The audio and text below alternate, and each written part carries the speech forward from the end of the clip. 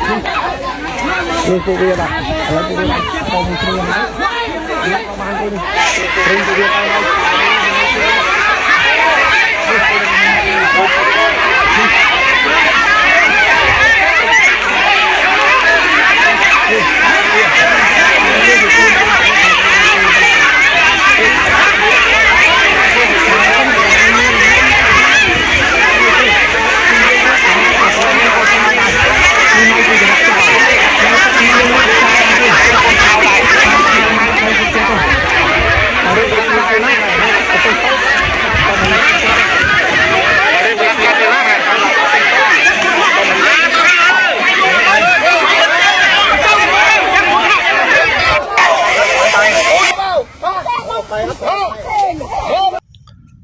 ด่วนล่าสุดเขมรระดมประชาชนบุก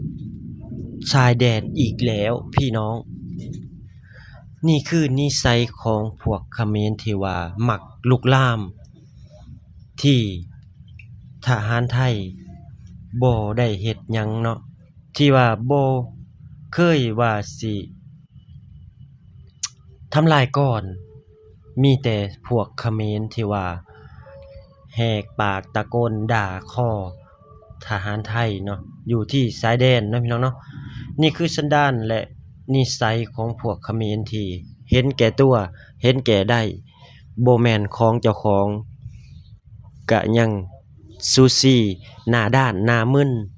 ที่อยากได้ของคนอื่นไปเป็นของเจ้าของเนาะนี่คือได้เห็นแล้วบ่าวสมหมายก็แบบว่าชื่นชมนะทหารไทยนะที่ว่าใจเย็นเป็นหยังทหารไทยคือใจเย็นเพราะเพิ่นบ่อยากมักความรุนแรงแต่คนเขมรก็ยังอยู่ยังแย่อยากให้คนไทยอยากให้ทหารไทยนี่ลงมือทำลายก่อนเพื่อจะได้ไปพ้องศาลโลกหรือว่าจะได้ไปยื่นหนังสือเพื่อว่าประเทศที่ใหญ่กว่ารังแกประเทศเล็กๆเนาะแต่นิสัยมันตรงข้ามกันเลยที่ว่ากับคนที่อยู่ชายแดนเนาะที่ว่าเห็นแก่ตัวอยากได้ของประเทศไทยไปเป็นของตัวเองนี่คือแม้แต่ผู้นำมันก็ยังบ่มีปัญญาที่ว่าสั่งสอนลูกบ้านหรือว่าสั่งสอนประชาชนมันเนาะที่ว่าพวกกันหุ้นเส้นหรือว่าคอมมานดเนาะคุณมานี่มานอดมานี่อย่างนี้ เห็นแล้วละอายใจแทนเนาะที่ว่าในเมื่อคนไทยเพิ่นก็มีหลักเขตหลักแดนอยู่แล้วยังซูซี่ยังหน้าด้านหน้ามึนอยากไปได้ของเพิ่นอยากเอาของเพิ่นมาเป็นของเจ้าของแก้ไขยังบ่ได้แก้ไขประเทศตัวเองยังบ่ได้แล้วยังอยากมาได้ของคนอื่นเนาะนี่คือนิสัยของผู้นำเลยที่ว่าสั่งให้ชาวบ้านจ้างชาวบ้านที่มาลุกลามครับลุกลามพวกทหารอยู่ที่ชายแดนเนาะทหารไทยแต่ว่ายังบ่พอเนาะยังมีเด็กเล็กเด็กน้อยที่ว่าเอามายุแย่เพื่อจะให้ทหารไทยนี่หรือว่าคนไทยนี่ต่อต้านหรือว่าอยากให้ลงมือก่อนเนาะจังสิได้เปรียบหรือว่าเนาะเขมรจังสิได้เปรียบเนาะจังสิชนะนี่คือบ่ว่าจะเป็นรั่วน้ำรั่วหยังเนาะไปลื้อของเพิ่นกั้นไว้ก็ยังซูซี่ลื้อแม้แต่ขาขาดทหารที่ตุ้ยแล้วขาโดนเหยียบกับระเบิดเจ้าของเนาะที่ว่าขาขาดยังออกมาเอาขาปลอมขาเทียมไปลื้อน้ำรั่วน้ำพี่น้องความมันจังไล่บัดสุดท้ายเป็นหยังคืออยากให้คนไทยซอยเหลืออยากมารักษาอยู่ประเทศไทยเนาะเพราะว่าสันดานพวกเขมรเนี่ยมันน่าหลอกล้างมืออยู่นะปีนอยู่จังซี่เนาะพวกว่าง่ายๆคือสันดานของผู้นำแน่แล้วก็มันซ้อนลูกบ้านมันแนวนี้ให้มายุแย่ทหารไทยหรือว่าคนไทยเนาะที่ว่าอยากได้ แผ่นดินไทยไปเป็นของตัวเองเนาะนี่คือสันดานของพวกเขมรที่เห็นแก่ตัวเนาะแล้วพี่ทหารไทยก็บัดสมัยไปเห็นเนาะใจเย็นจิบหายเป็นหยังคือใจเย็นแท้เป็นหยังคือบทฟักดังไล่มีทั้งมีหยังรถ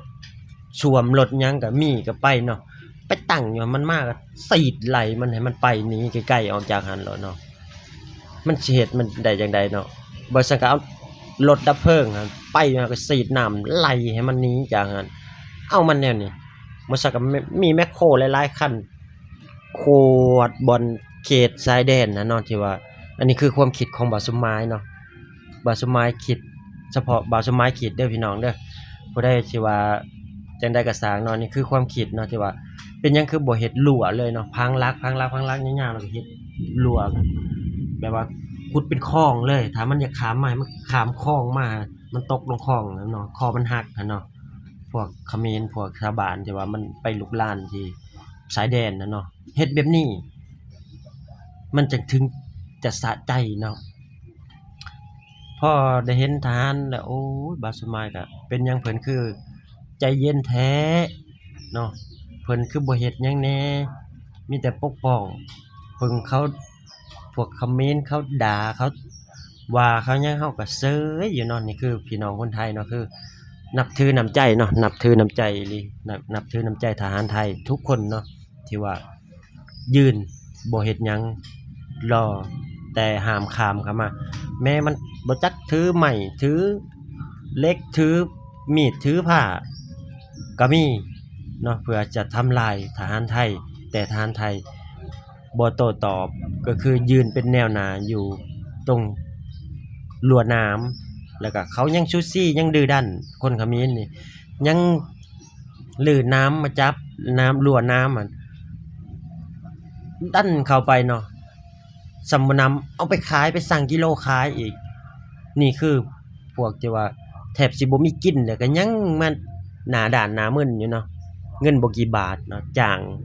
เขาจ้างให้มาเป็นมาลูกหลังของแผ่นดินไทยก็ยังชูซี่ยังหน้ามึนคือว่าอะไรพวกนี้คนที่มันไร้ความศึกษาเนาะด้อยความศึกษา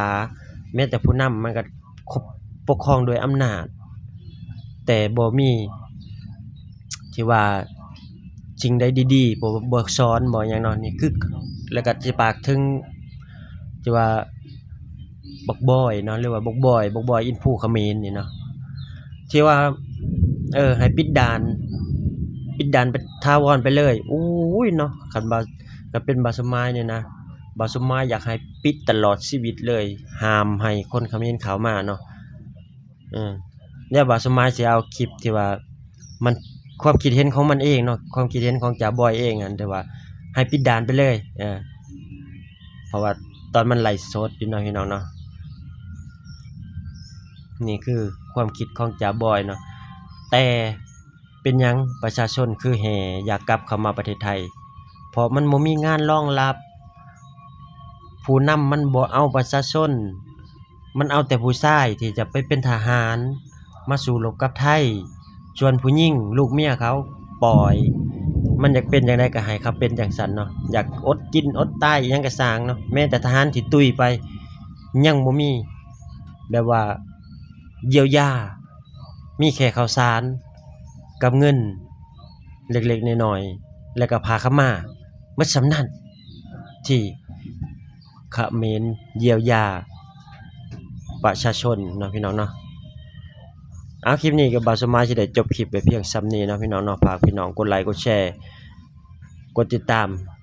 ให้บ่าวสมายเนี่ยเนาะผู้ใดมีความคิดเห็นแนวใดก็ฝากคอมเมนต์ใต้คลิปมาเด้อพี่น้องเนาะว่าผิดถูกอันใดเนาะก็บ่าวสมายต้องขอโทษขออภัยเนาะพี่น้องเนาะขอกล่าวคำว่าสบายดีและสวัสดีครับผม